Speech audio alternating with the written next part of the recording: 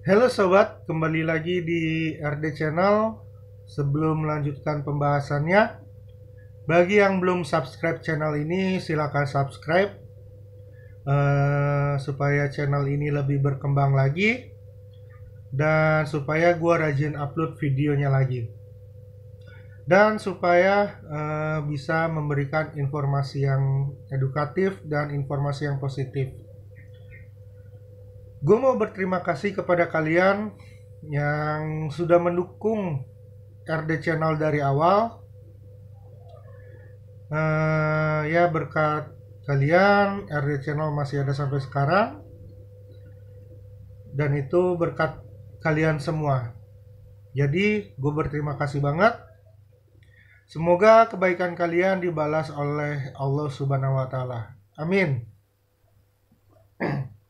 Oke, di video kali ini gue mau cerita, dan memang ada pertanyaan juga dari subscriber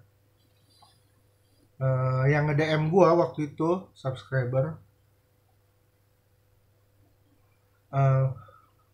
dia bilang, "Bang, awal abang didiagnosa gimana sih? Sebelum didiagnosa terus ke dokter kayak gimana bang?" Kata dia gitu. Dan kenapa abang bisa didiagnosa seperti itu gitu. Jadi sebenarnya ceritanya ini panjang.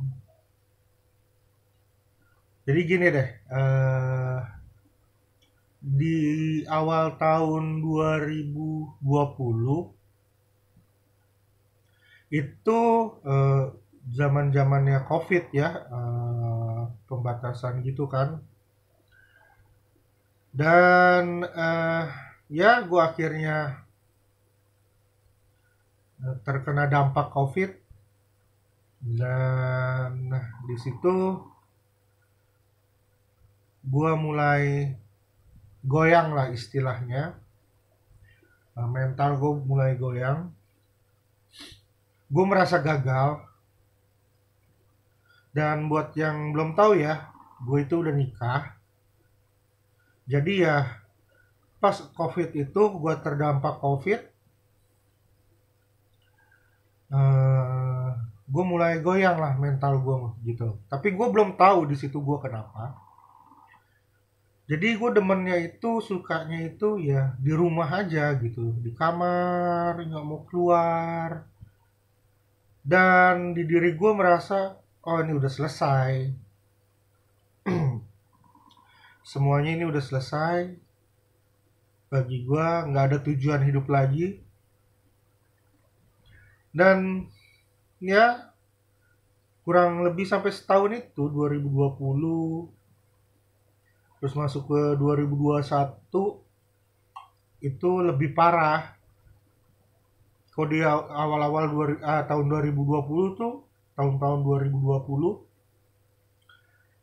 ya walaupun di rumah gue tetap masih bisa keluar rumah. Gitu kan, ya bertemu teman-teman ya di sekitaran rumah aja, komplek gitu, di komplek gua. Dan puncaknya di awal 2021, masuki awal 2021,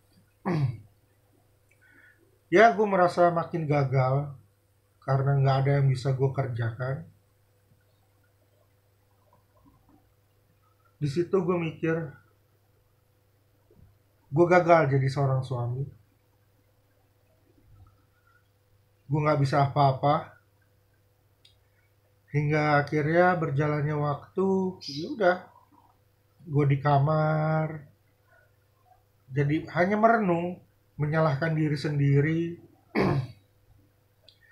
Kayaknya ya dunia ini udah nggak ada harapan lagi, dan ya nggak ada yang peduli sama gue gitu.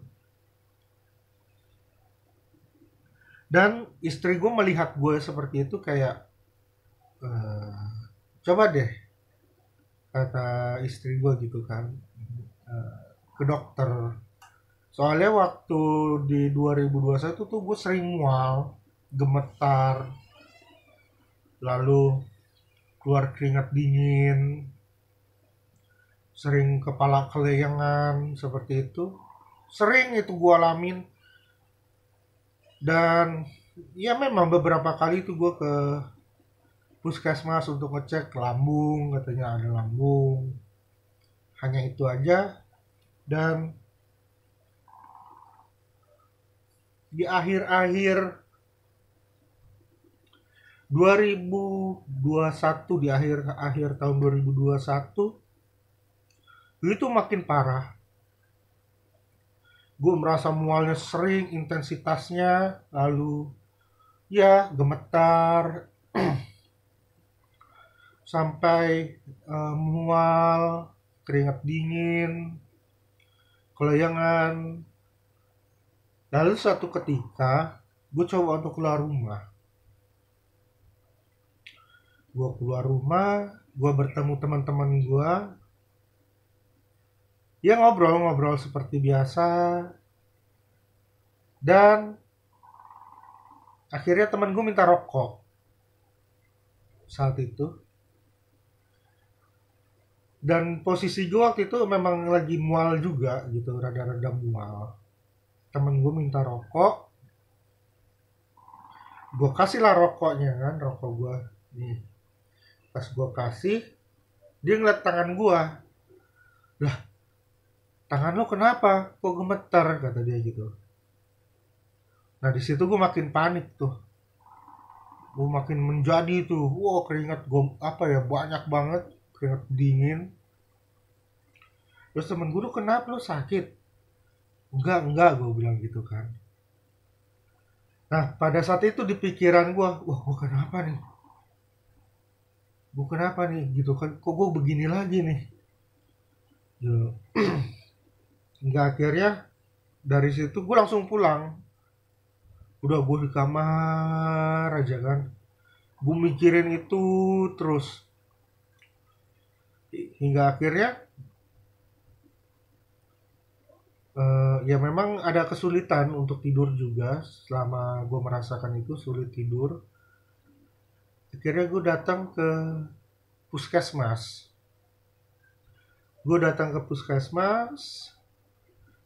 Gue berobat ke dokter umumnya, bagian umum, dan ditanya keluhannya.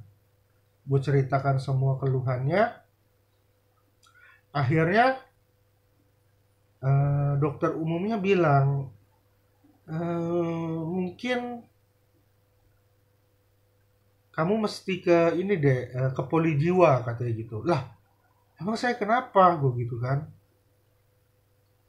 Soalnya dari ciri-ciri gue maksudnya, ini ada indikasi gue anxiety, kata dia gitu. Gue makin bertanya-tanya di situ, apa itu anxiety, ya kan? Ya diterangin sama dia, kayak gangguan cemas katanya. Karena gue ada sulit tidur juga. Nah ketika itu dokter umumnya, mendingan ke poli jiwanya mumpung ada dokternya hari ini praktek, katanya. Gimana, mau nggak dirujuk? Gue makin kepikiran aja. Akhirnya yaudah deh, saya mau dirujuklah hari itu juga.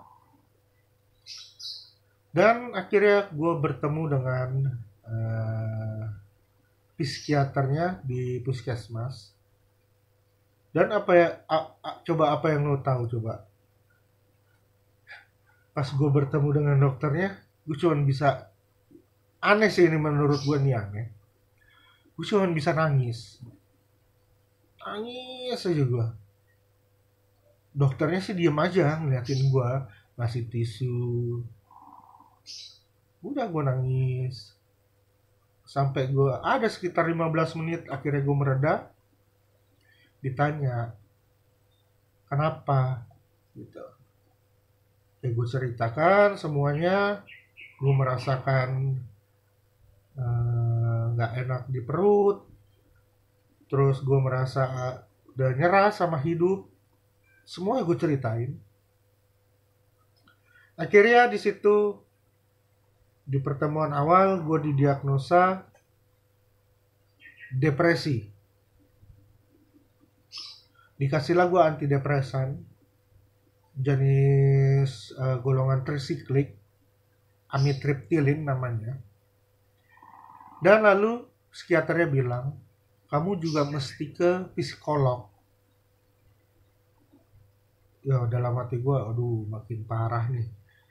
Kenapa ini gue bisa begini gitu kan. Terus gue bilang, untuk sementara nggak dulu deh dok. Gue bilang gitu. Ya udah, kata dokternya, kalau kamu ingin ke psikolog nanti saya kasih rujukannya. Iya, saya bilang. Oke, pulanglah gue hari itu. Selama gue menjalani itu Januari 2022, udah masuk awal itu 22 Januari, pas sudah tunggu setahun ini ya berobat. Januari 22, tanggal 22 Januari 2022. Oke, gue berobat, gue minum obat, tapi perasaan ini nggak apa ya, nggak bisa dikontrol otak ini. Kayaknya makin depresi, makin nyerah dengan hidup, kayak beban gitu, beban banget. Ya pikiran gue udah nggak ada harapan semuanya ini. Ini nggak ada harapan. Ini udah mentok di sini. Berjalannya waktu sebulan, 2 bulan, gue masih merasakan itu. Dan di 3 bulan itu, di 2 bulan pengobatan itu, gue disuruh ke psikolog, gitu kan. Terus gue bilang, oke deh boleh gitu. Karena gue masih tetap nggak bisa tidur, susah gitu. Gue tidur misalnya jam 3 malam, jadi jam 5 pagi itu gue udah bangun dan gak tidur lagi. Nah, dan di bulan kedua itu akhirnya gue disuruh bertemu dengan psikolog. Oke lah, gue bilang dirujuk lah gue ke psikolog. Dan pada hari itu juga ada psikolognya. Dan gue bertemu dengan psikolognya. Oke, pertemuan itu ya sama dengan pertemuan gue awal dengan dokter psikiater di puskesmas. Gue cuma bisa nangis. Dan ya ditanya, kalau di psikolog itu kita diajak berbincang, tapi kita dilatih untuk berarti kognitif berpikir. Tapi gue bilang gue nyerah, gue nggak bisa. Psikolognya bilang ngasih masukan begini nggak bisa, gue bilang. Oke, pulanglah gue. Itu bulan kedua. Berjalannya waktu di bulan kedua itu, terus akhirnya di kamar aja gue nggak keluar. Sampai pada akhirnya ini, gue saking udah mumet, udah saking depresinya nggak bisa tidur dengan tenang. Otak gue, pikiran gue kemana-mana. Saking gue pengen tidurnya, istirahat, itu obat antidepresan gue minum, gue pakai alkohol, dan akhirnya memang langsung tidur itu gue. Lalu masih di bulan kedua, karena di puskesmas itu 2 minggu sekali kontrolnya. Di bulan kedua, di minggu ke-3 berarti, gue balik ke psikiaternya lagi. Gue bilang, gue masih gak bisa tidur. Dan gue bilang, saya pernah minum obatnya saya campur dengan minuman keras. Terus kata dokternya nggak boleh gini. Tapi saya pengen istirahat dok. Otak saya pikirannya kemana-mana, nggak bisa tenang saya. Terus udah kayak gitu, ya udah. Setelah gitu bisa buat kamu tenang, silakan. Tapi saya nggak menganjurkan kamu untuk mencampur obat ini dengan alkohol. nggak boleh kata gitu. Tapi selagi kamu bisa mendapat tenangnya, ya sudahlah kata gitu. Saya nggak menganjurkan kata dia gitu, jangan. Oke, gue tetap dikasih obat itu, dan gue bertemu lagi dengan psikolog gue. Ya seperti biasa, ngobrol, dan ditanya masa kecil gue gimana, gue tinggal di mana, orang tua gue seperti apa, lingkungan keluarga gue seperti apa, lalu lingkungan rumah gue seperti apa, seperti itu. Udah, gue pulang, dan akhirnya udah masuk ke masih di bulan kedua, di akhir-akhir bulan Februari. Gue itu di kamar, udah saking depresi kali ya. Gue udah tuh mulai pikiran ngaco. Ngaconya gimana? Gue ngeliat ada pisau.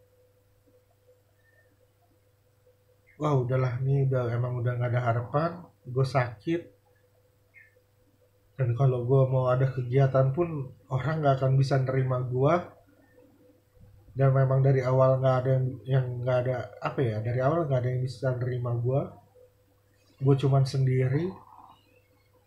Udah putus asa lah intinya. Gue ambil pisau itu. Gue sempat pengen itu dia malam-malam maghrib itu, gue ingat menjelang, ya pokoknya maghrib lah. Gue ambil pisau itu, udah nih, mungkin ini jalan terbaik, gue mikir kayak gitu. Dengan ini semuanya udah akan berakhir, penderitaan gue di dunia berakhir, seperti itu. Setelah gue pengen gue tancepin nih, udah di perut, tinggal gue tusuk doang nih, tinggal gue dorong doang. Gue mikir lagi, tapi masih ada ibu gue nggak mau ngecewain ibu gue gitu. Tuh ada pikiran gue seperti itu. Dan akhirnya karena gue teringat sama ibu gue, nggak jadi gue taruh lagi pisau gue, dan jadwal ke dokter akhirnya gak datang jadwalnya. Gue ke dokter, ke puskesmas lagi, dan gue bilang sama dokter gue mengalami ini,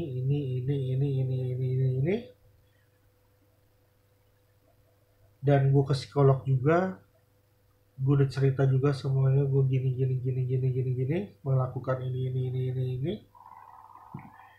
Pada akhirnya dokter dan psikolognya ya berembuk.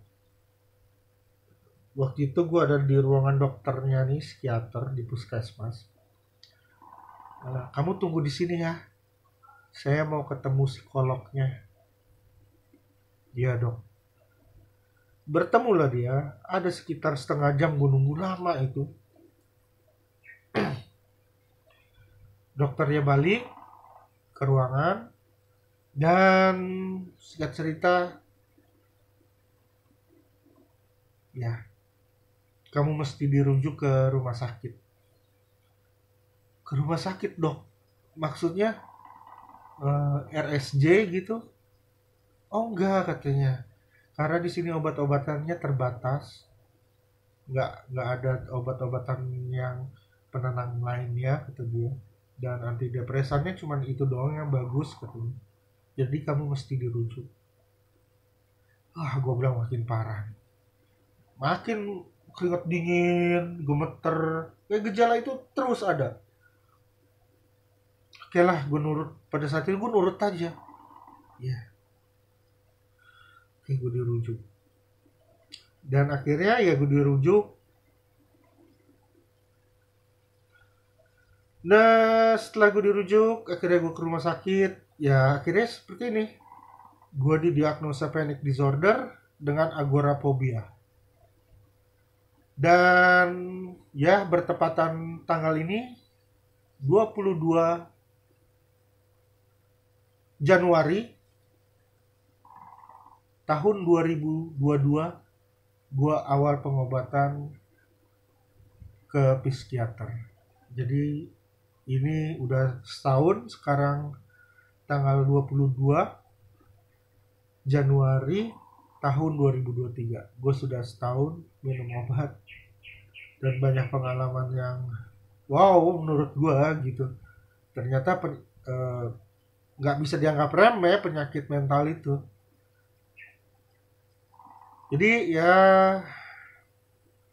pesan gue buat kalian, jika kalian sudah merasa ada sesuatu yang nggak enak di hati kalian, yang mengganggu aktivitas kalian, yang merasa kalian itu udah aneh banget, kalian langsung pergi ke dokter. Itu pertolongan yang paling benar sih menurut gue. Jadi seperti itu pesan gue buat kalian. Mungkin sekian dulu video dari gue. Semoga di video ini bisa diambil pelajarannya. Dan semoga kalian semua sehat-sehat semua. Diberikan umur panjang dan diberikan rezeki oleh Allah Subhanahu wa taala. Amin. Ciao.